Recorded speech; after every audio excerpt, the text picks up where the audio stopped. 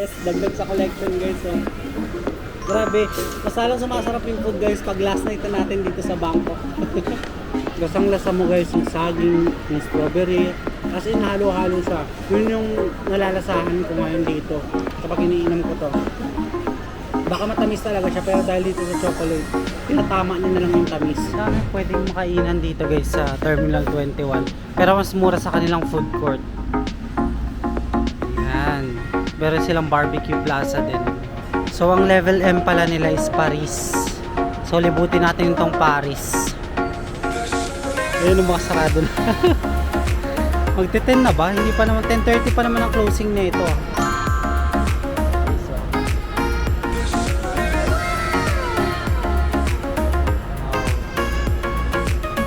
Ganda ng Terminal 21 guys.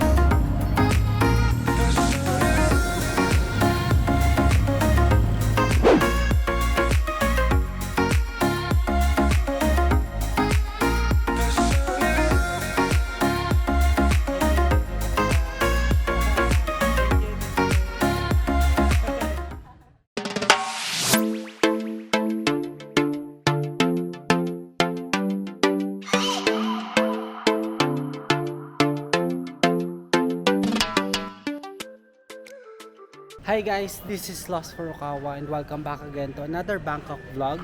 And for today's vlog guys, this is our last night here in Bangkok, Thailand. And gagawa tayo ng Terminal 21 tour. So explore natin ang Terminal 21. Itong Terminal 21 dapat ay sa first day ko i-explore. Kaso nga lang guys, hindi ko na masingit siya dahil sa mga unexpected events. Pero yun lang guys, at least 'di ba ngayon, matatry pa rin natin siyang puntahan and ma-explore pa rin natin siya. And also itatry ko rin ang kanilang food trip. So doon tayo pupunta sa kanilang food court para mag food trip din kasi gutom na rin ako. And gusto ko na rin makatry ulit ng mga Thai foods kasi guys, napakasarap ng mga foods dito sa Thailand. And masasabi ko guys, sulit na sulit ang pera nyo na mawawaldas dito sa Thailand kapag nandito kayo. And kumain kayo ng napakarami. As in, try nyo guys yung mga local foods nila. Solid talaga, solid na solid. So by the way guys, ang mga recommendation ko na is yung pork barbecue nila, yung pad thai, mango sticky rice yan, paulit-ulit kami ditong ganyan. And also tatry nyo rin yung kanilang chicken, solid as in.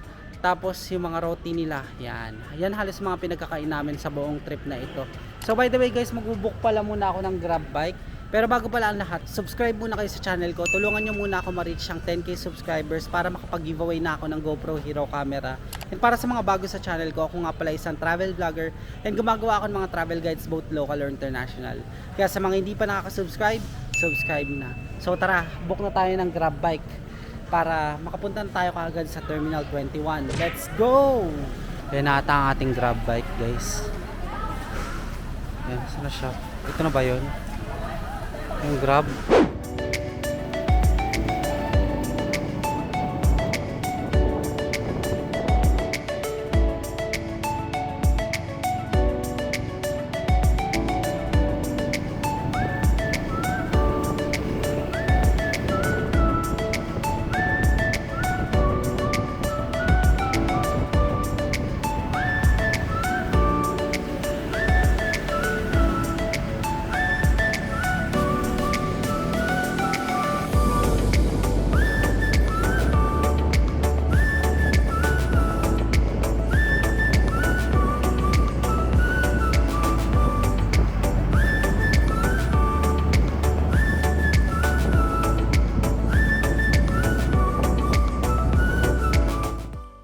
So guys, nakababa na tayo ng Grab and nandito na rin tayo sa Terminal 21. So this is our last night here in Bangkok, Thailand. Tara kaya, let's go, let's go!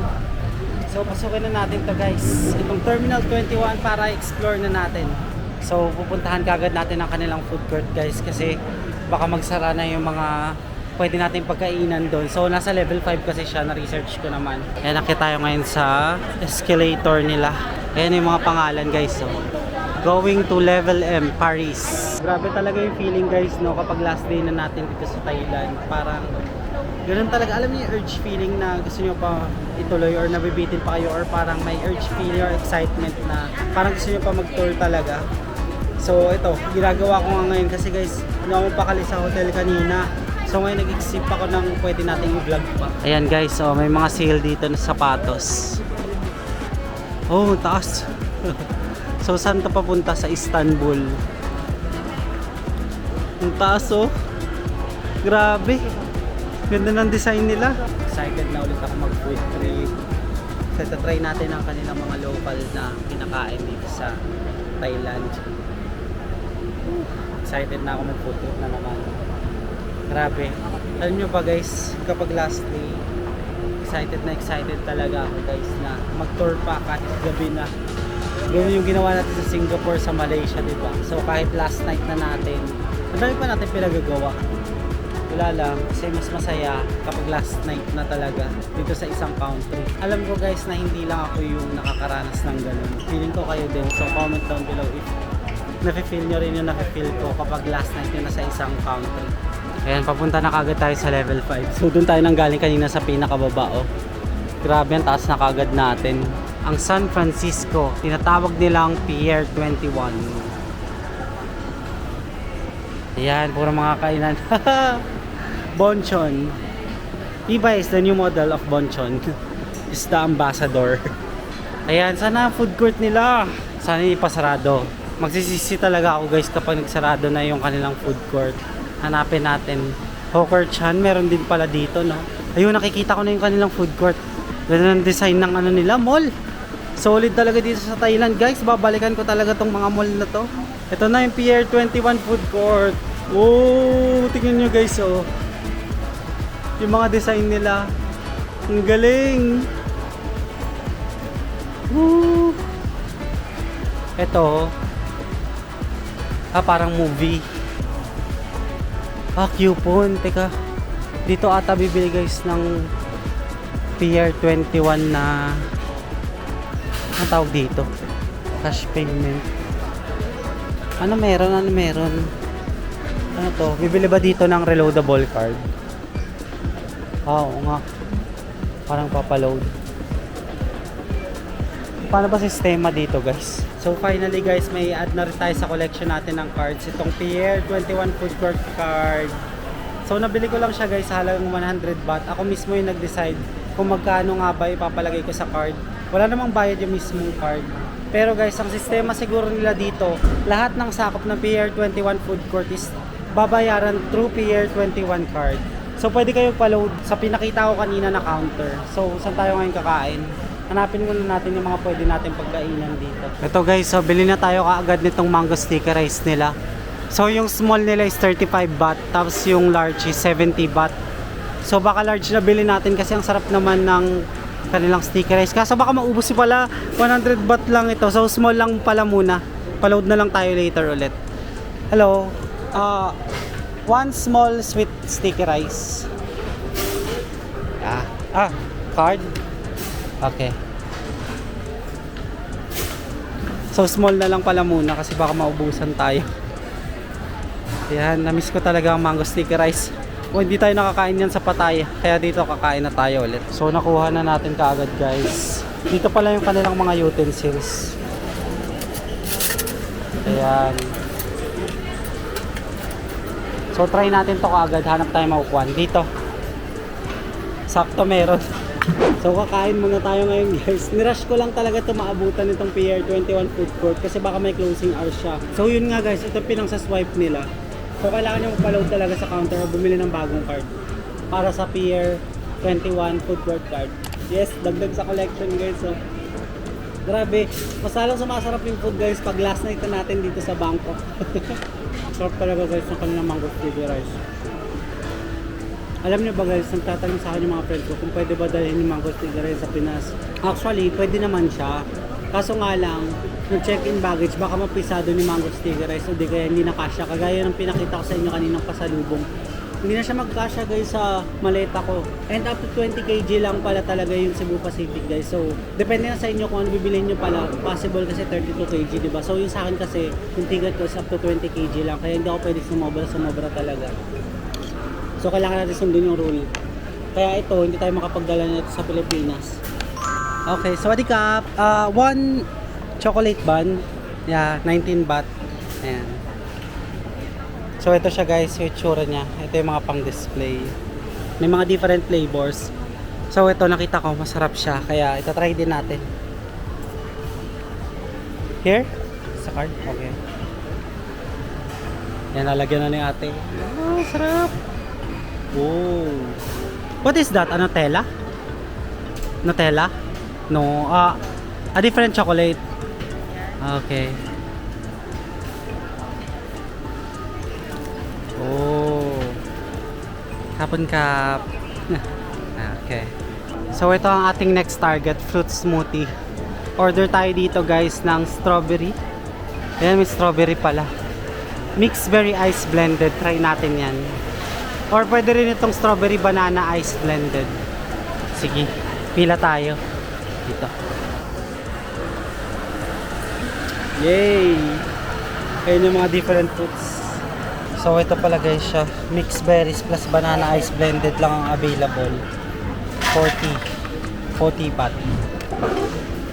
So guys, nabili na natin itong mga gusto natin dito sa Pier 21.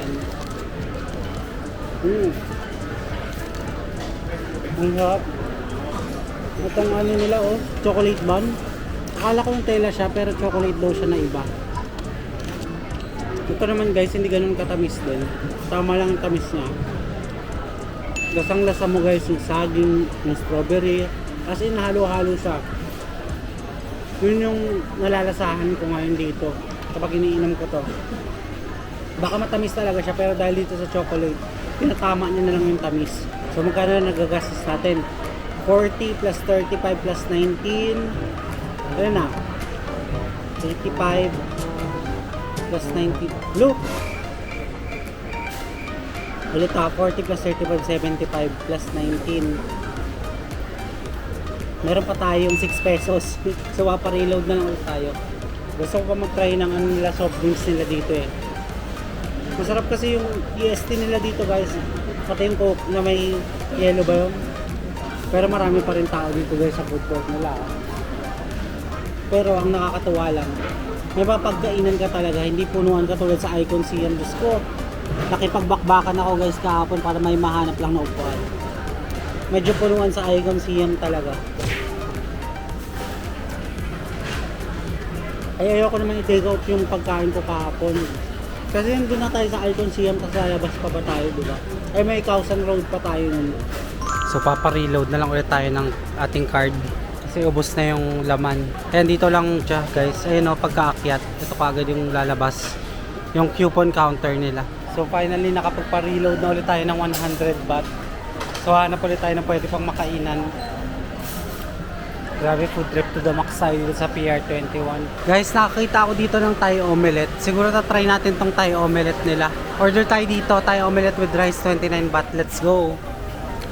Pila muna tayo. Pero parang masarap tong creamy omelette. Ini, mini, mini mo. 40 baht kasi siya guys. Sige, ito na lang. Bakit yun guys? Mali yung spelling ng baht nila. Tama ba ganyan? Di ba B-A-H-T yun? Sige, creamy na lang guys. Try natin naman. So dito guys, bibili muna tayo ng soft drinks din. Ayan. Itong kanilang 20 baht na 22 ounce na soft drinks. So masarap kasi guys yung kanilang cola mismo, EST cola. Hello? At ito na guys yung last natin mga pinamili dito sa Pier 21 Food Court. Ito yung 22 ounce sila na EST cola. At ito yung creamy omelette. Sarap. Yums! Ito talaga miss ko sa Thailand guys, yung food trip. Iniiwan no, yung camera. Hindi man lang natako. Yummers! Yum yum yum yum yum yum yum.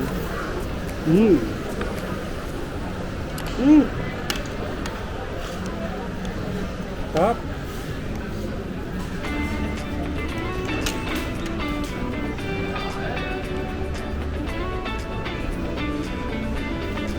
Sarap talaga guys ng kanilang EST cola.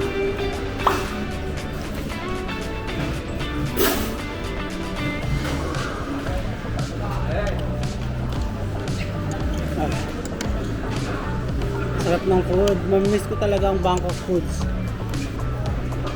So doon na tayo mag food trip guys dito sa Pier 21 Food Court. And busog na busog ako guys. Grabe yung mga kinain natin ngayon. Talagang food trip to the max tayo dito. And guys, tignan nyo naman yung kanilang design. Grabe, ganda.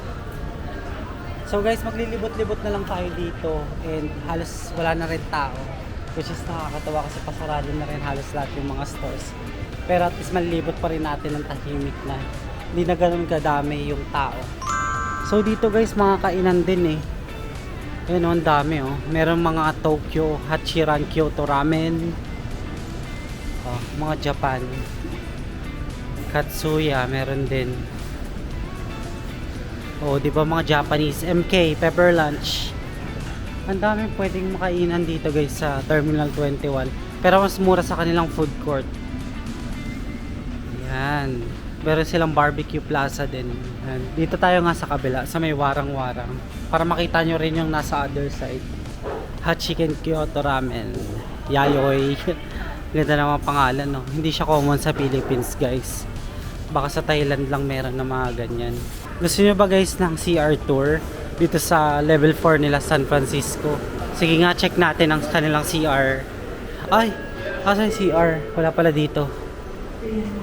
CR tour tayo. Dito. Ayan na, may Cold Stone din. Kaso sarado na sila. Cold Stone. Kaya pala San Francisco Bridge.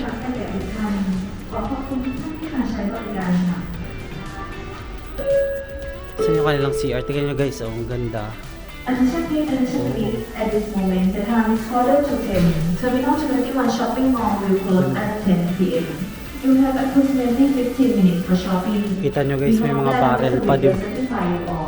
Thank you for coming and for Ganda guys, oh. shopping mall. Talaga nakatema sa San Francisco. May mga design pa sila na ganyan. Saan yung babaan dito? Ah, ito pala. Para makita nyo yung third floor. I think Paris naman itong o Istanbul. Guys, nalulungkot ako and happy rin at the same time kasi ang daming memories din na nagawa dito sa Bangkok ngayong year na ito. So hoping na makabalik pa tayo sa mga other years and also months. Baka nga next year lang, early quarter ng 2024, di ba makaka-vlog na ulit tayo dito sa Thailand. So sana guys ay maging successful itong Thailand vlogs natin. Ano tong level 3 nila? Lang nakalagay. San Francisco din. Hindi. Ano ba to? Pag ganito yung design, Istanbul ba to? Parang may nakita ko Istanbul kanina, di ba? May Lush sila dito, guys. Oh, Istanbul nga. Dito pala tayo nang galing. Pasarado na. Welcome to Istanbul. May Tim Ho-Wan din pala sila dito. Sa baba tayo sa second floor nila. Ang galing naman. Wala tuloy masyado tao ngayon guys. At least nakikita nyo na mas maayos itong Terminal 21. Look at this beautiful view. Wow. So ang level M pala nila is Paris. So libutin natin itong Paris. Ayun, makasarado na. Magte-10 na ba? Hindi pa naman. 10:30 pa naman ang closing na ito ah. Libutin ko muna kayo bago itong sara talaga. Level M, parang airport to. Galing. Pero ang dami pa rin tao. Kahit pasarado na. May Onitsuka Tiger pa. Level G is Rome. Dito muna tayo. May Victoria's Secret sila dito and Starbucks. Tsaka Charles Kate. And dito sa gitna, merong mga sale na sports shoes, tsaka varsity jackets and also sportswear. May Skechers din. Sarado na halos, no? Lagi na lang tayo naabutan ng pagkasarado, guys. Kahit sa Maxwell, di ba? Nasaraduhan na rin tayo nun. Starbucks. Starbucks pa ba tayo, guys? Hindi naman natin na-try yung Dunkin Donuts Thailand. Nakakainis. Baka meron sa airport. Bili na lang tayo doon bukas. Ayan, H&M meron din dito. Jelly Bunny. Ayan, sarado na sila. Ayun lang. Ayan, meron din ditong Yves Saint Laurent. Ito yung napakita ko rin kanina, no? So, baba pa tayo ng isa pa. Saan yung pababa? Ayun, doon. Sa may arrival at level M. Bakit ganun? Departure for level 1 tas arrival at Tokyo. Tokyo ba yung kanina? Hindi ko napansin. Ayan, may Element 72. Sarado na rin. Ayan, medyo mainit na dito guys. Kasi pasarado na yung mall. Ah, to Rome. Ah, ito pala yung Rome. Ground floor. May makikita pa ba dito sa Rome? Parang sarado na rin halos. Pasarado na kasi ito guys, itong Terminal 21. Pero ayun guys, dito. Anong floor to? Ah, ito ata yung basement floor nila. Yung Caribbean, ay ground. Yan, dito sa Caribbean floor guys, maraming mga sale. Yan. Pwede kayo pumunta dyan guys ha. Tandaan nyo tong floor na ito. Pag nag-open siya, punta kayo dito sa ground floor or sa Caribbean floor. Yan, napakarami nilang sale dito ng mga sapatos. Mga, ano pa ba yan? Sportswear. Dami oh. So palabas na tayo ngayon guys ng Terminal 21.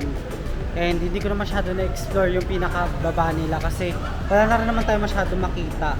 Although kasi pa sarado na rin naman talaga itong Terminal 21. So nag-book na lang ako ng Grab sa isang foot massage na spa.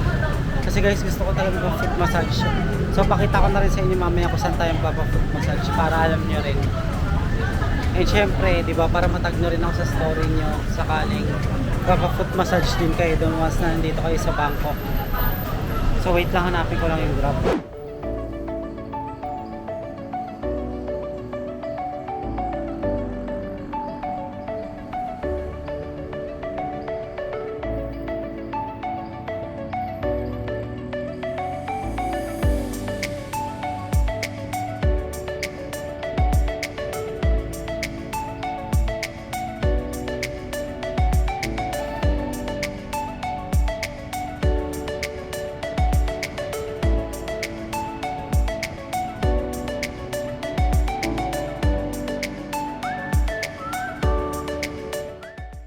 Finally guys, nakita na rin natin yung hinahanap natin, itong The Lavender Thai Massage. Grabe, ang hirap niya hanapin guys sa Google Maps. Tignan natin yung mga menu nila. Kung ano yung foot massage. Hello. Oh, foot massage only. Yeah. Do you accept card or no? Cash only. Okay. Okay, okay, sir. Foot massage only 1 hour. Yeah. Okay. So for 250 baht, 1 hour foot massage. Nandito na ako sa loob ngayon guys. Marami nagpapa-foot massage din. Mamaya pakita ko sa. Okay.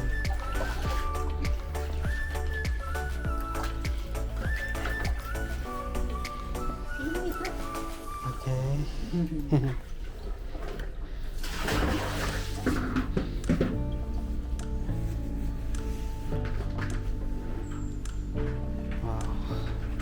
Nisa ni ate.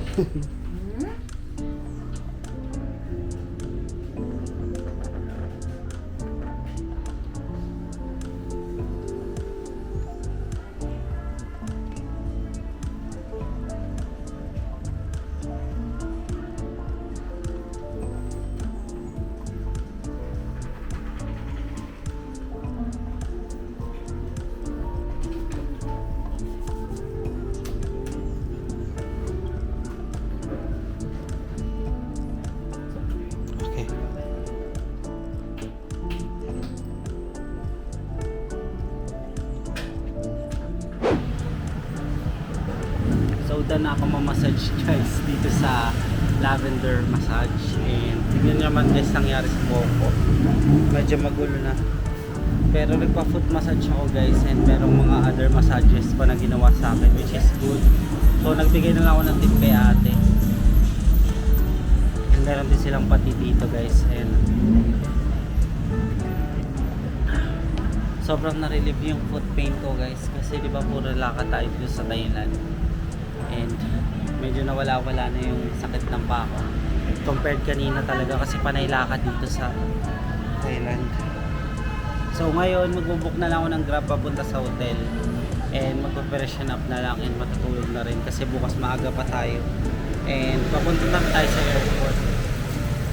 So this is our last night and I'm very happy sa mga experience ko dito sa second time ko sa Bangkok, Thailand.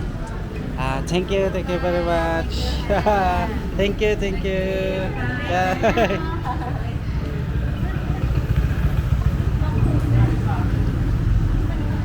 Okay. Solid guys.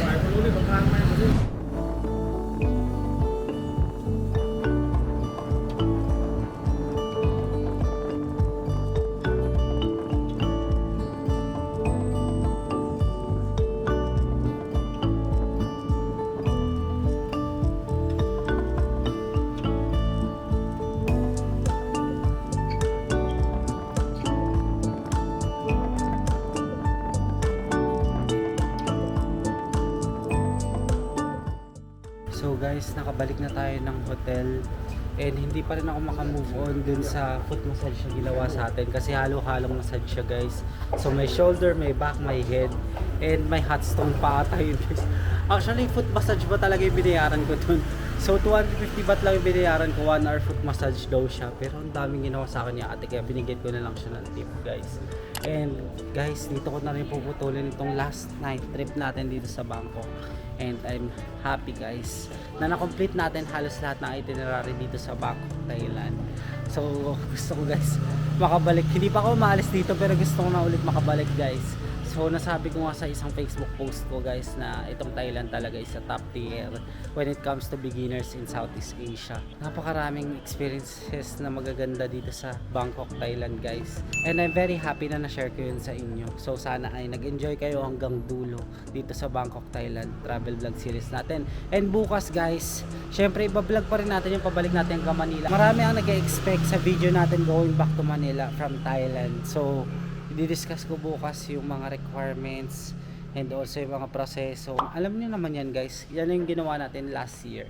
So yun lang, if you guys like this video, don't forget to follow me on Facebook page and Instagram at Lost for Okawa. And if you want to do business or sponsorship with me, you can email me at lostforokawa19@gmail.com. And guys, don't forget to hit like, subscribe, and notification bell para updated kayo sa mga bagong uploads ko. That's it guys, I really appreciate you being here. Let's start another vlog again in the next one. Bye.